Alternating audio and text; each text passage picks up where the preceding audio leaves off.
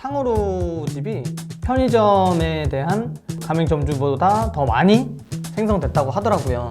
단골 고객이 되기까지 어떻게 할 수 있는 방법이 있는지, 창업을 하고 싶은 사람들, 자기 브랜드를 더 발전시키고 싶은 사람들이 그 박람회에 참여를 합니다.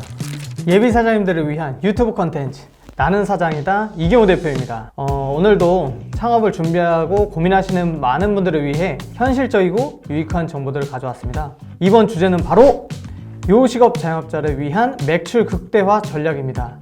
여러 곳에서 다양한 좋은 아이디어를 접하고는 있지만 이런 정보들이 너무 많다 보니까 오히려 선택하기 어렵고 막상 적용하려 해도 어느 것이 효과가 있을지 결정하기 힘듭니다.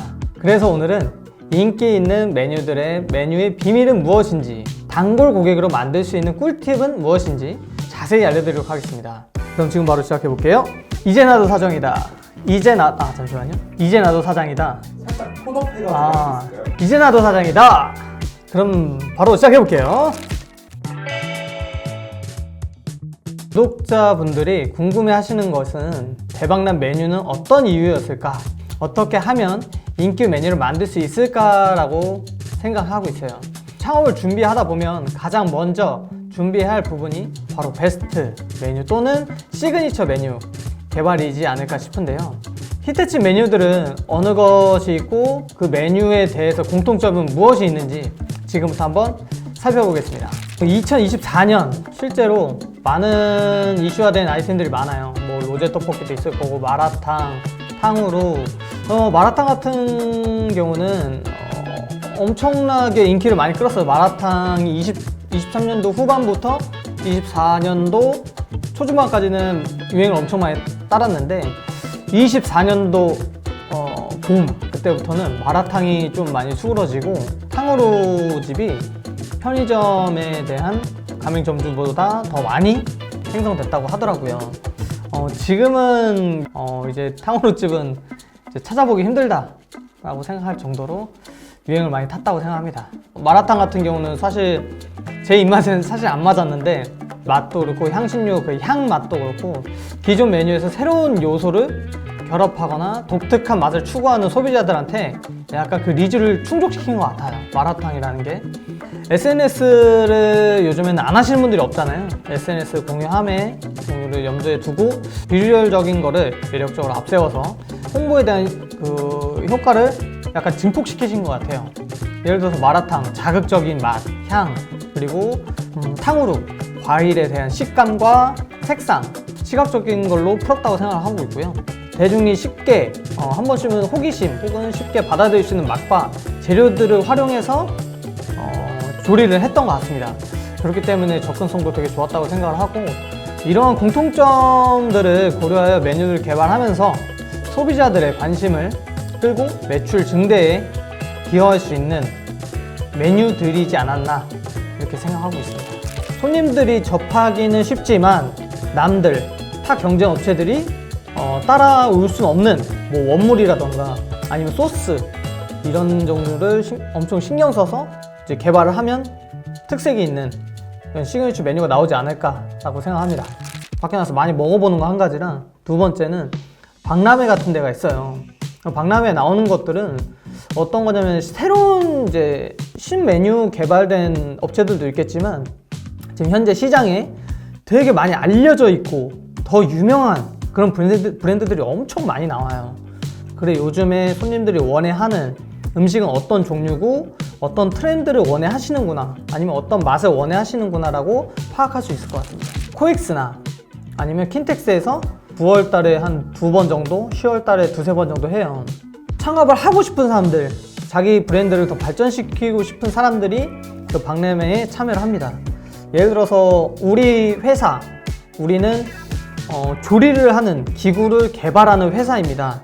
회사를 인터넷이나 아니면 소셜미디어에 노출시켜서 홍보할 수도 있지만 실제로 외식업을 하시는 분들이 많이 오는 그런 박람회에서 우리 기계를 이제 광고하는 거죠. 이런 기계도 판매하고 있고 저런 기계도 있습니다. 그리고 또 다른 데는 일반적인 저희 창업자들이 어떠한 창업을 하고 싶은지 내가 아직 고민 중이야. 그러면은 그런 박람회를 갔을 땐 진짜 엄청난 종류의 그 매장들이 너무 많이 와요. 뭐 최소 막 50개, 60개에 대한 브랜드들이 많이 오기 때문에 거기서 내가 어떤 브랜드를 선택할 수 있고 아니면 내가 어떤 음식에 대해서 좀 앞으로 창업을 할 수 있는지에 대한 생각할 수 있는 폭이 넓혀지는 게 제가 봤을 땐 박람회가 되지 않을까 싶습니다. 처음 방문한 고객님들이 우리 매장에서 음식을 드시고 친구분 아니면 또 다른 사람들한테 추천을 해서 단골 고객이 되기까지 어떻게 할 수 있는 방법이 있는지 한번 얘기를 나눠보고요. 그리고 고객의 감성을 되게 자극하는 게 좀 좋아요.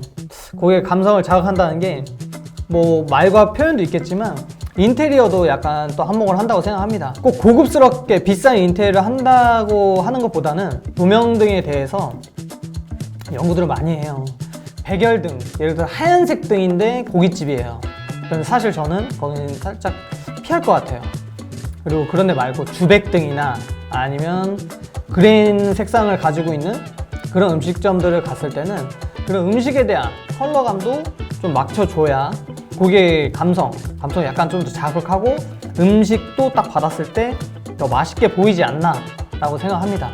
이제 점주님들 아니면 창업자님들이 디테일하게 생각하셔야 되는 부분이고 그 정도는 해야 기본적이라고 생각하고 고객님들이 한 번 더 방문할 수 있는 기회가 된다고 생각합니다.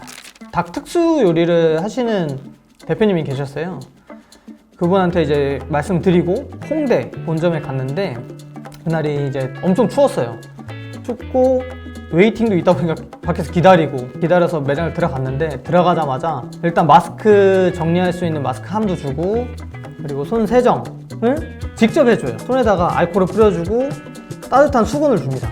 그리고 세 번째로 편지 봉투 같은 걸 주더라고요. 근데 그거는 개인으로 주는 건 아니고 한 테이블당 하나씩 편지 봉투를 줘요.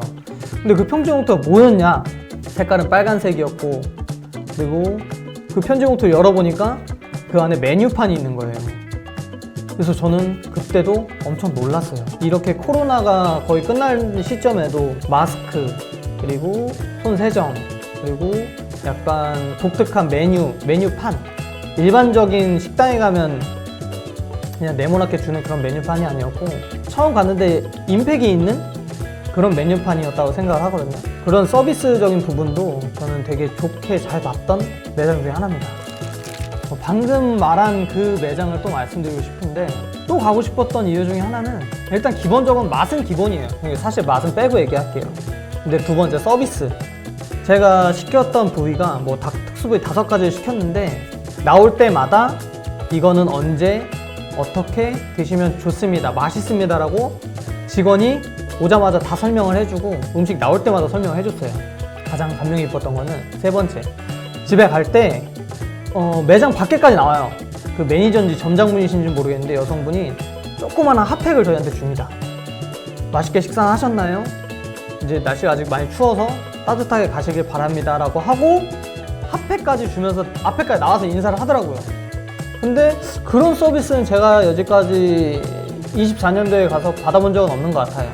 그래서 그런 서비스를 받았다면 제가 받았었으니까 저는 다시 한번 또 가고 싶다라는 이런 생각을 많이 하게 됐죠. 매장 운영 효율성을 한 단계 높여줄 수 있는 꿀팁은 어떤 게 있는지 자영업자분들을 위해 회전율 그리고 팀 관리 그리고 재고 관리 세 가지에 대한 핵심 전략에 대해서 알려드릴 수 있도록 해보겠습니다. 설렁탕집이나 탕집을 가면 주문하고 나서 거의 진짜 5분, 진짜 늦게는 10분 안에 음식이 나와요. 좀 조리 시간이 단축화되어 있는 매장들이 회전율이 되게 좋다라고 생각을 합니다. 두 번째 꿀팁은 일하시는 분들, 직원의 동선화가 저희 매장도 그렇고 다른 점주님들 아니면 다른 매장을 가도 꼭 봐요.